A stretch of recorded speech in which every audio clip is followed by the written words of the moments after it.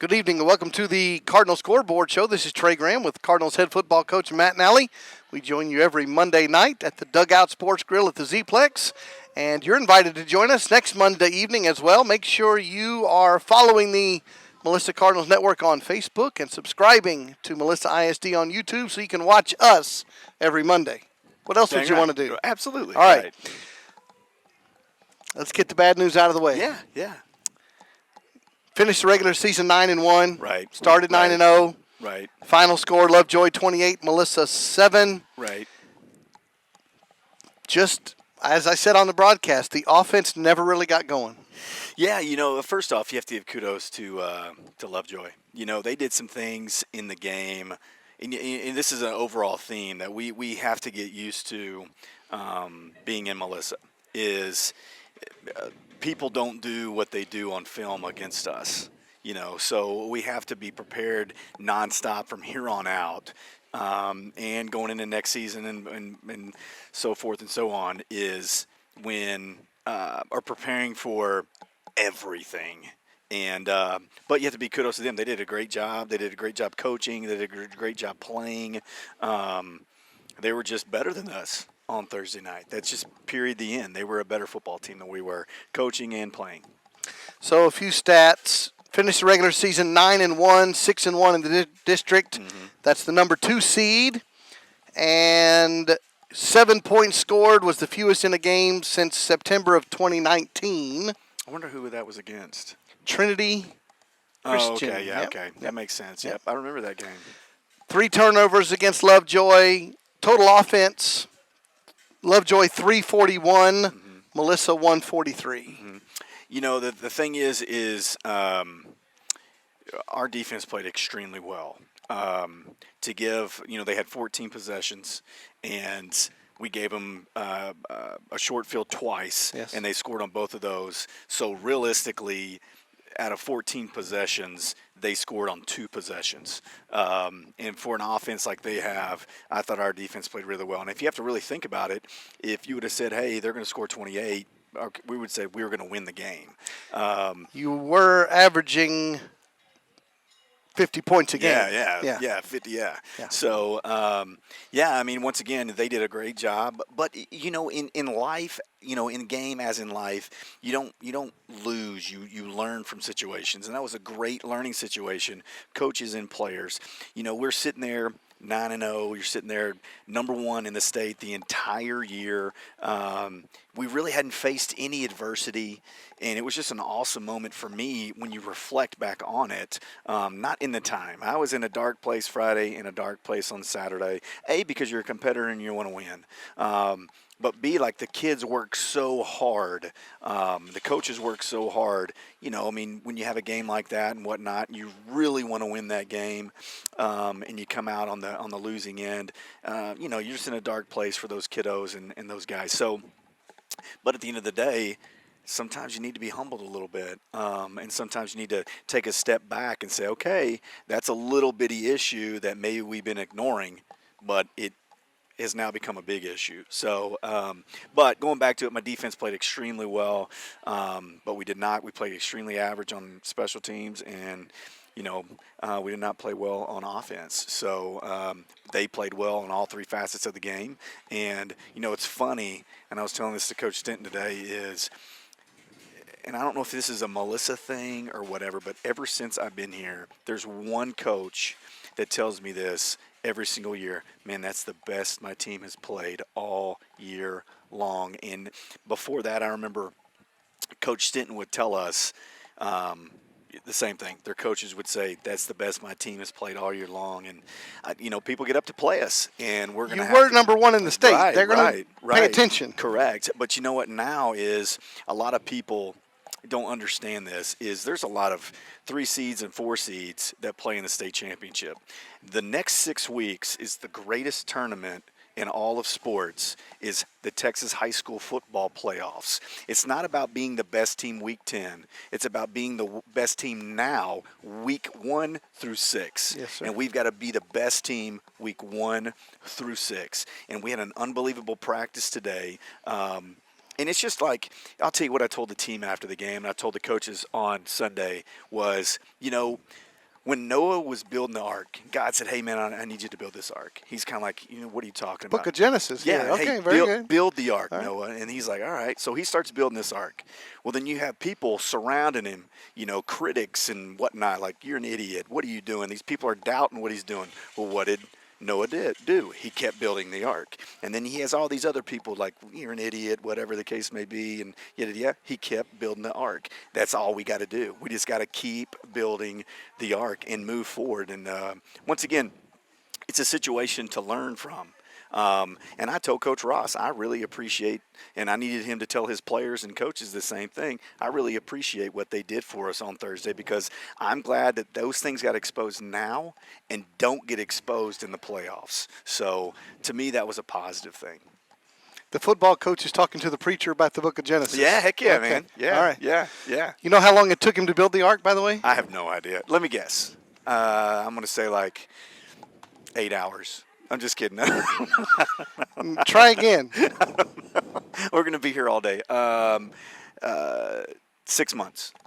Gosh. 12 years. You need to read the book of Genesis. Years. Over 100 years. Are you kidding me? Over 100 years. Okay.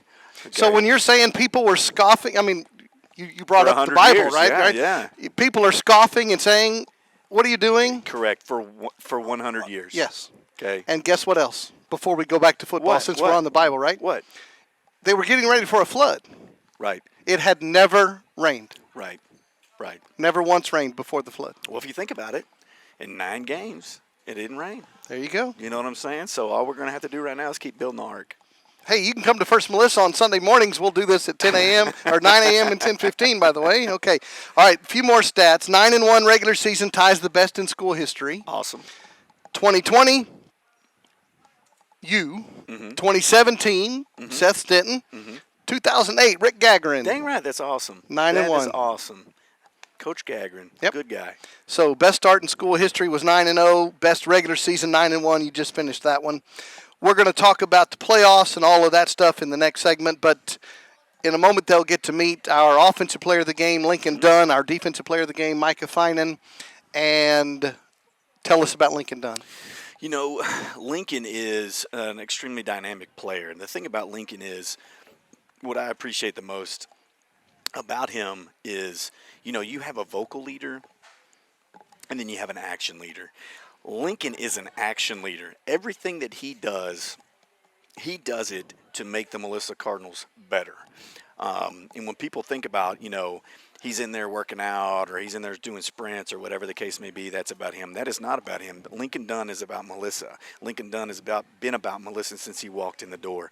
Lincoln Dunn, though, is somebody that can change the scoreboard, but he's a guy that can change the locker room, and that's what I appreciate about him as well. It's just how great a teammate he is. So I'm super proud that Lincoln is with us, and he's a Melissa Cardinal. And once again, I know I say this every week, but Lincoln has been raised right.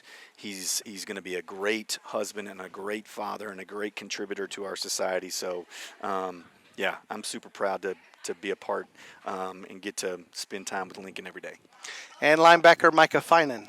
Micah Finan is a football player. I think he's gotten this award before, by the way. He's becoming a regular.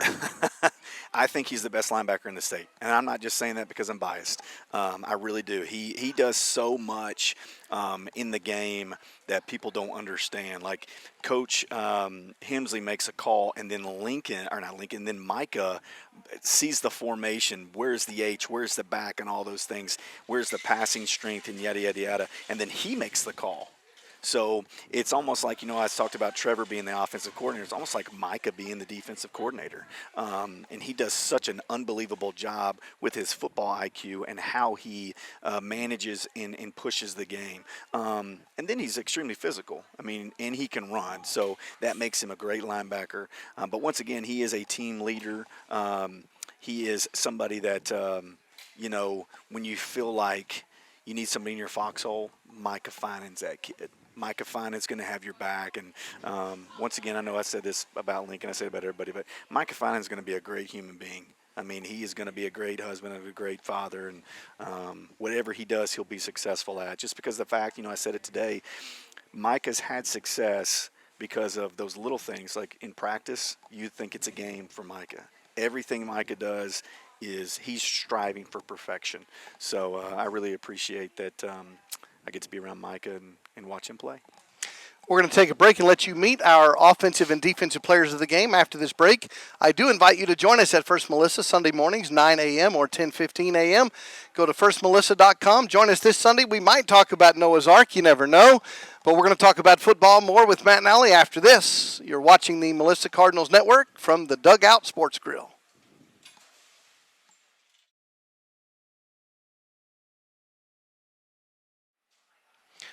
Welcome back to the Cardinal Scoreboard Show. This is Trey Graham joining you from the dugout at the Z-Plex. We join you every Monday evening for the Cardinal Scoreboard Show. And you get to meet our offensive and defensive players of the week for the game against Lovejoy. In a little bit, you'll meet our defensive player of the game, linebacker Micah Finan. But first, you get to meet our offensive player of the game. That would be wide receiver Lincoln Dunn. We had you at 8 receptions and 59 yards. Yeah, it was Sound about right? Yeah. Okay. Yeah, it does. And it was a tough game. Yeah. Offense had some, had trouble getting on track. Yeah, the running game was a little rough. We couldn't get it going. So with no running game, it's hard to have a passing game. So, yeah. What was your plan going into Lovejoy? You could ask anybody on the team. We were pretty confident going into the game, so it kind of shook us up. It was a little bit of a wake-up call, but it was better that it happened now than in playoffs for sure. So, what do you think their defense did that really contained your offense? I mean, they have great linebackers, and we were just having a hard time blocking them. So they had a lot of penetration, and we weren't able to run the ball. And they played great, honestly. They played better than I was expecting, but yeah. So what's going to change in the first playoff game against White House? We'll definitely come out with a little chip on our shoulder and hopefully bring it to them a little bit. But okay. Yeah. How's the school year? It's been good. It's been easy. I'm a senior, so I get out before lunch. I have early release, so. Okay. Yeah. And what's next year going to be? I might go on a mission for my church. If not that, I'll be going to play college football either at Utah Tech or Army. I'm not 100% sure yet. You know the answer to that question, don't you? Yeah. Okay, very good. All right. We had this debate. We've had it for several weeks now. We had it even on the air during one of the games. Who is the fastest guy on the team? You're still calling that, right? Yeah. I still take that. All right. Did you hear about this debate we had on the air? I hadn't. Okay. I hadn't heard about it. All right, because Jokin thinks he's up there. Yeah. Yeah, he's fast for sure, but I think I still got him beat. Okay. Yeah. All right. Anything you want to say to the Cardinal fans? Not really. Thank you guys. You're amazing. But. You got to meet our offensive player of the game for the loss to Lovejoy. That's wide receiver Lincoln Dunn. And you'll get to meet our defensive player of the game, Micah Finan, right after this. They've got trips right bunch to the wide side. And now the motion man is Lincoln Dunn. Trevor Ham takes the shotgun, straight drop back, throws it to Lincoln Dunn, who makes the catch and stretches the ball forward. It's going to be very close to the sticks. And they'll spot him at the 20. So it will be 4th and 1. Cardinals trying to get a third down conversion. Twins right, split left. Ham looks right, has time, throws it right, and it's going to be caught for a first down by Lincoln Dunn at the 44-yard line. So pickup of 10, first down Cardinals. Ham has 2 receivers right, no backs, throws it right to Lincoln Dunn. He's going to have a first down. Goes out of bounds at the 34-yard line. Trevor Ham in the shotgun, fakes the handoff, looks to throw the football, throws it out, caught for a first down.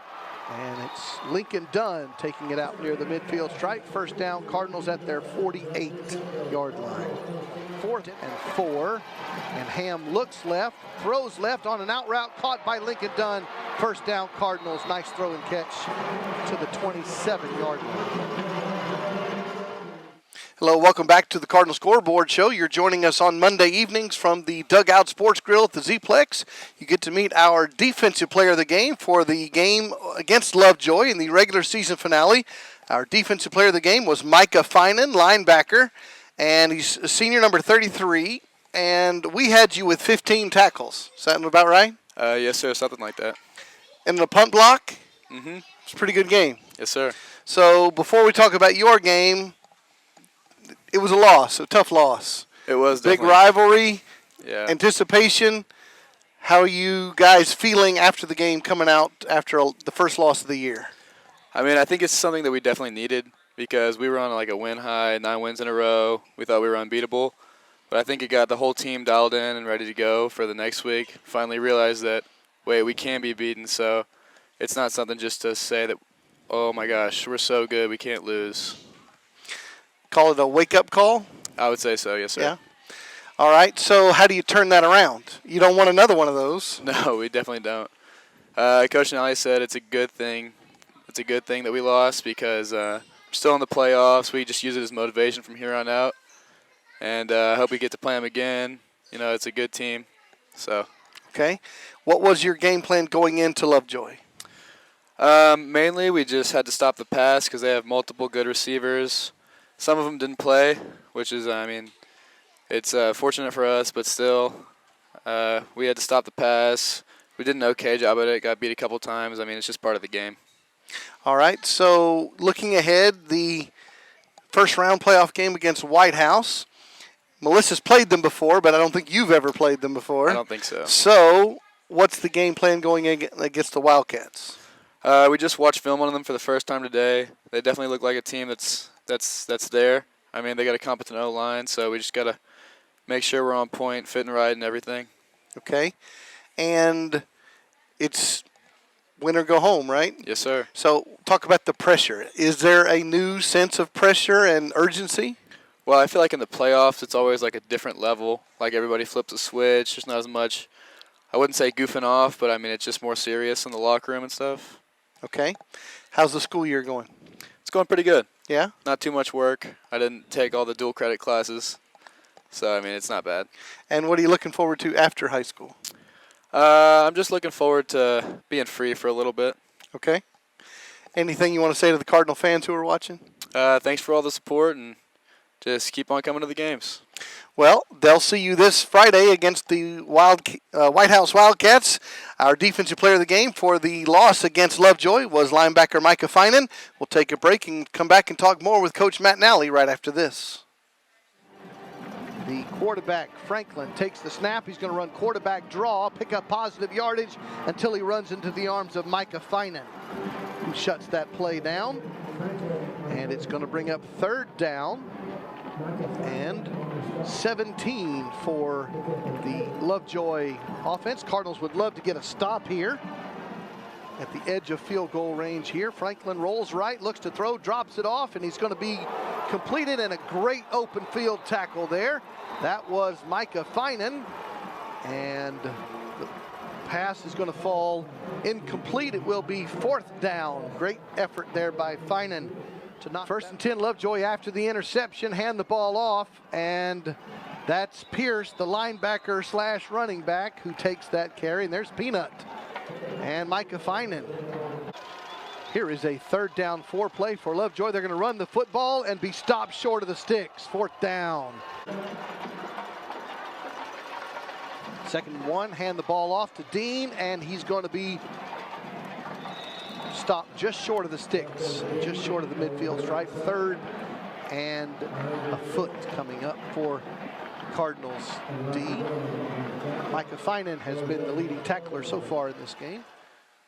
Welcome back to the dugout. This is Trey Graham with head football coach Matt Nally of the Melissa Cardinals. They had a tough loss a week ago. Final score was Lovejoy 28 and Melissa 7. The playoffs are coming up in just a few days. We'll talk about that in a moment. We've had this ongoing debate about who's the fastest guy on the team, and Lincoln Dunn came in and settled it that it's Lincoln Dunn. So yeah, it's probably it's probably Lincoln. Lincoln can fly. I'll tell you, it's not me. But Lincoln can. Well, that really wasn't a candidate on the ballot, you understand? Because you said. Kind of offended that I wasn't on it. Truth, my friend. Because out of joking thinks it's out of joking, right? Yeah. And yeah. Lincoln thinks it's Lincoln. Yeah, and you said Grayson Donahoe. I don't know where that came Donahoe from, but you said. Run. I would say Donahoe's got to be in the top 5. Lincoln's probably the fastest, yeah. Okay. Lincoln's probably All right, now moving on to important subjects. I had to show the student section of the crowd on Friday wearing fake mustaches? Yeah, heck yeah. Because Heck they're yeah. in like your support group or Yeah, something? heck and yeah. now it's gone. Yeah, so my wife said enough's enough. Yeah. So when I got to her on Thursday, the first thing out of her mouth was, "I want that mustache gone." Okay. You know, it wasn't like, "Hey, I'm sorry, sweetie," or whatever. It's, "Hey, that mustache is gone." So Okay. I said, "Yes, ma'am." Now, I didn't get rid of it until Saturday, but on Friday she was like, "Come on."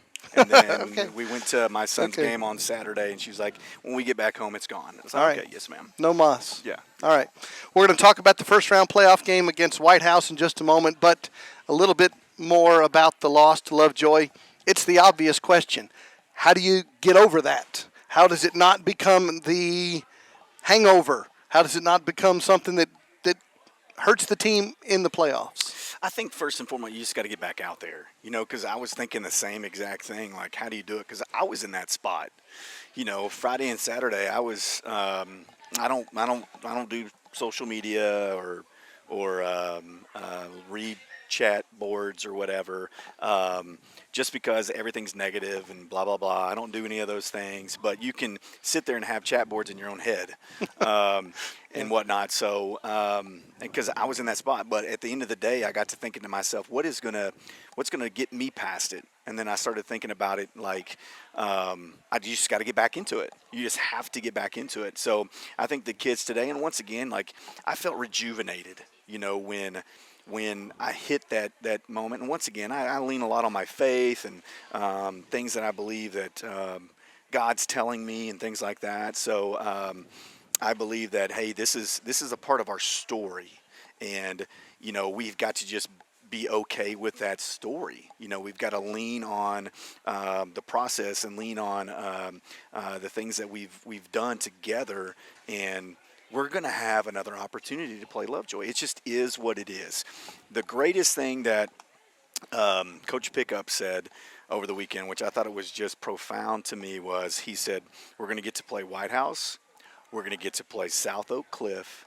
We're going to get to play whoever in the third round, and we're going to get to play Lovejoy in the fourth round. And what a great story to say that was the path that we took to the state championship.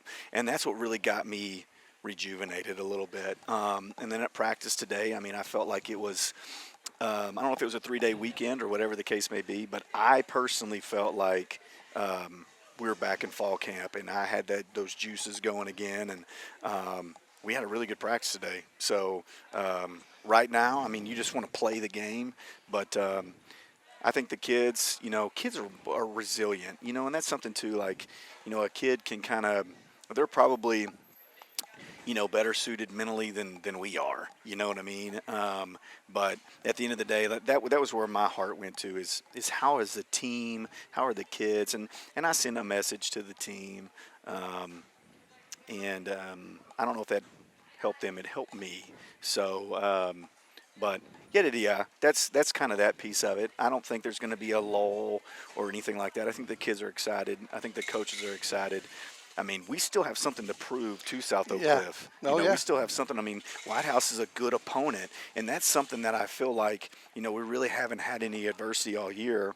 And then you think about the teams we played, Argyle, China Springs, Roy City, and then it's kind of, no offense to any of those teams, but we kind of went on this lull, and you know, when you get to thinking, man, we're kind of immortal and unstoppable and whatnot, and you don't have that opportunity to really learn from any of those things. So it was a good experience, even though it sucked.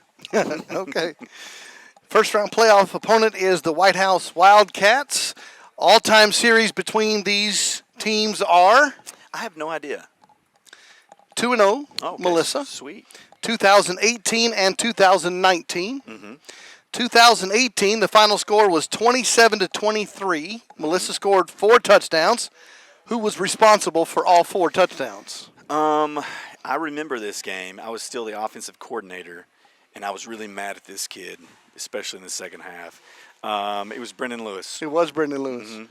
Responsible all 4 scores. Mm-hmm. Yep. the reason I was mad at him, I wanted him to pull it more, and he wouldn't pull it. So, yeah.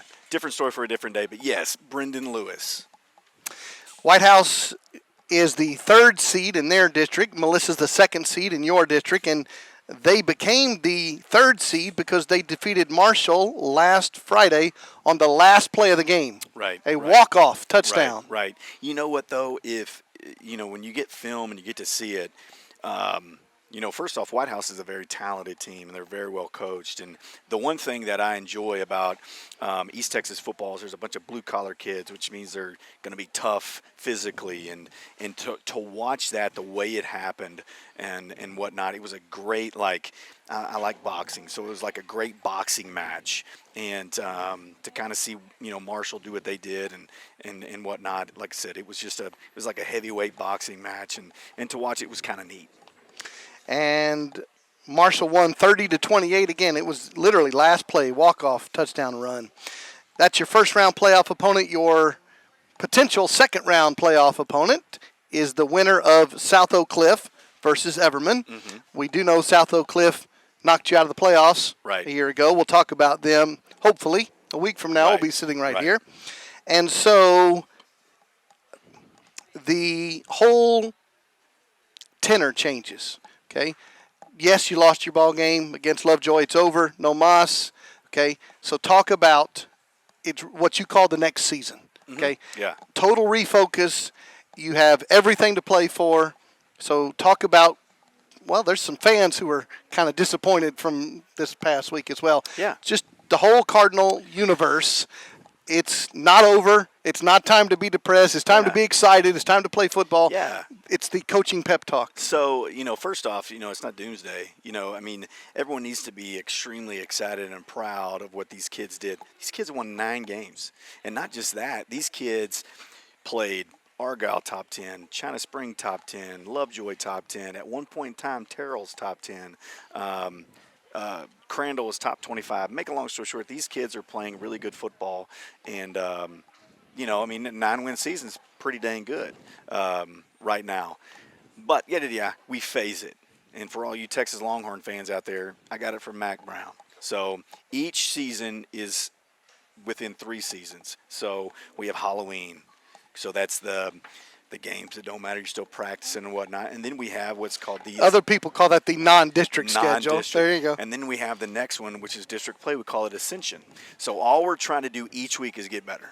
And that's the thing, people talk about their goals, win their first game, win their first home game, win a district championship and all that stuff. Well, I don't like that. The reason I don't like it is what if you don't win your first game? Right. And to me that doesn't make sense. What's the ultimate goal? The ultimate goal is to win state. And if you go through the playoffs every single year, there's going to be somebody in there that's going to get hot at the right time, which now the season's called the tournament. It's going to get hot at the right time, which what you're trying to do. You're trying to play well in the next 6 weeks.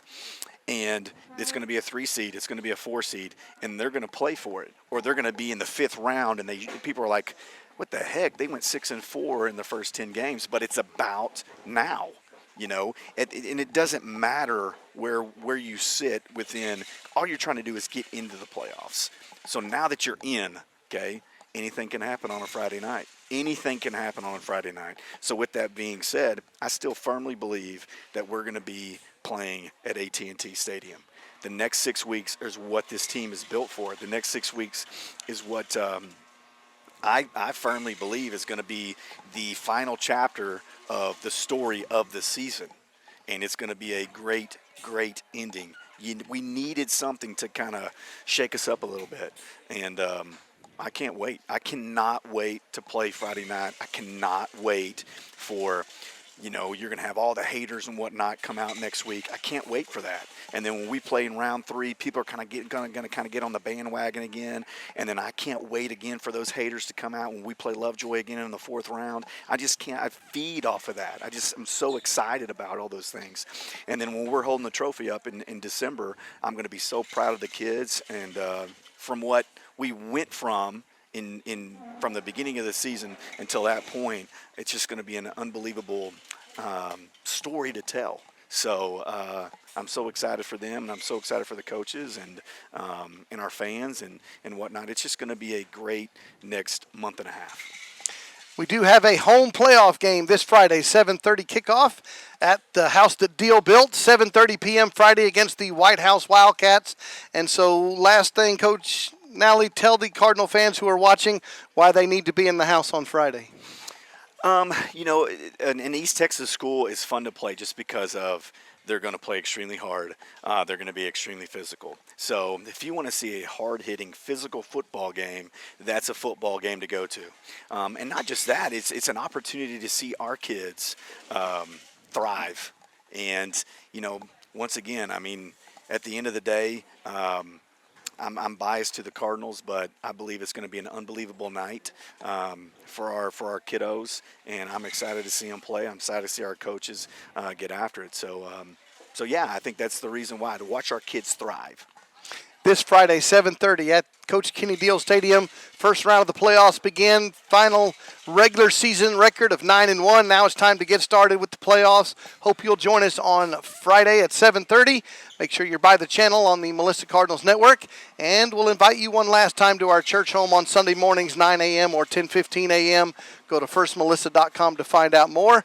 Thanks to Lincoln Dunn and Micah Finan for joining us tonight. Thanks to all the folks here at the Dugout for hosting us. Thank you for watching. For Coach Matt Nally, this is Trey Graham saying good night from the Z-Plex.